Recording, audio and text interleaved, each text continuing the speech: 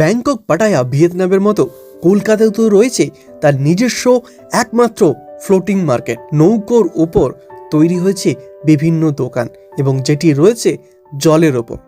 Hello বন্ধুরা, আমি রয়েছি কলকাতার পাটুলির ফ্লোটিং মার্কেটে। 2017 সালের 24শে জানুয়ারি কলকাতা মিউনিসিপ্যাল কর্পোরেশন দ্বারা এই মার্কেটের উদ্বোধন করা হয়। এই বাজারটি তৈরি হয়েছে ব্যাংককের ফ্লোটিং মার্কেটের আদলে। এলাকার জলাশয়গুলিকে সংরক্ষণ এবং স্থানীয় ব্যবসায়ীদের কাজের সুযোগ করার জন্যই এই উদ্যোগটা নেওয়া হয়।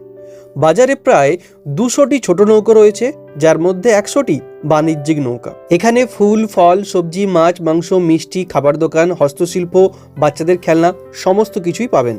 এটি ভারতবর্ষের প্রথম ফ্লোটিং মার্কেট। বাজারটি সকাল 6টা থেকে রাত 9টা পর্যন্ত খোলা থাকে। মেট্রো দিয়ে আসতে গেলে নজরুল মেট্রো স্টেশনে নেমে অথবা বাসে আসতে গেলে ইএম বাইপাস থেকে একটু সামনের দিকে এগিয়ে গেলেই পড়বে পাটুলি। ফ্লোটিং মার্কেটের ভেতরে খাবার দাবারের দাম কম হলেও গুণগত মান খুবই কম, তাই বাইরের এই ফ্রুট প্লাজা থেকে আপনারা খেতে পারেন। ফ্লোটিং মার্কেটের ঠিক বাইরেই পাটুলি ঝিল পার্কের পাশে রয়েছে কলকাতার বিশেষ কিছু স্থাপত্য শিল্পের রেপ্লিকা।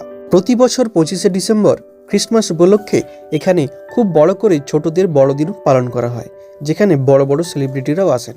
তো আজ এ পর্যন্ত, ফিরে আসবো নতুন একটা ভিডিও নিয়ে। টাটা।